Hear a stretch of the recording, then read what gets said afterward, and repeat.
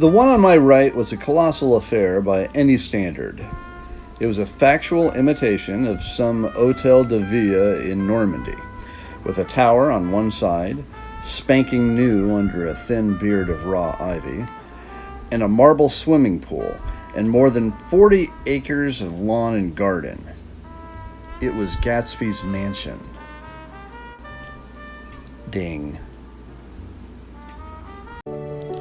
Or, rather, as I didn't know Mr. Gatsby, it was a mansion inhabited by a gentleman of that name. My own house was an eyesore, but it was a small eyesore, and it had been overlooked, so I had a view of the water, a partial view of my neighbor's lawn, and the consoling proximity of millionaires, all for $80 a month. Across the Courtesy Bay, the white palaces of fashionable East Egg glittered along the water.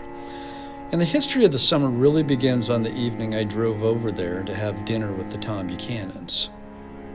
Daisy was my second cousin once removed, and I'd known Tom in college. And just after the war, I spent 2 days with them in Chicago. Her husband, among various physical accomplishments, had been one of the most powerful ends that ever played football at New Haven.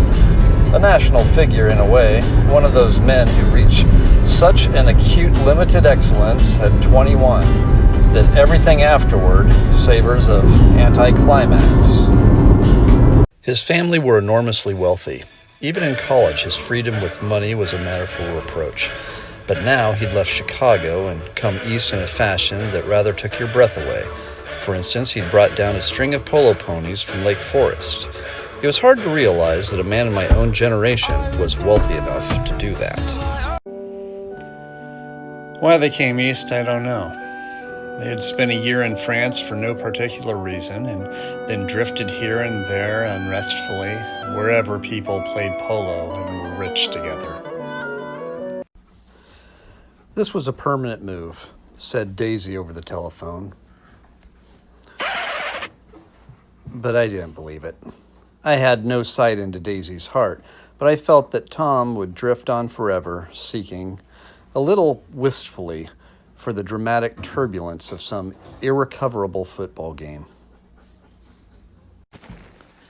And so it happened that on a warm, windy evening, I drove over to East Egg to see two old friends whom I scarcely knew at all. Their house was even more elaborate than I expected. A cheerful red and white Georgian colonial mansion overlooking the bay. The lawn started at the beach and ran toward the front door for a quarter of a mile, jumping over sundials and brick walls and burning gardens. Finally, when it reached the house, drifting up the side in bright vines, as though from the momentum of its run. The front was broken by a line of French windows, glowing now with reflected gold and wide open to the warm, windy afternoon, and Tom Buchanan in riding clothes was standing with his legs apart on the front porch.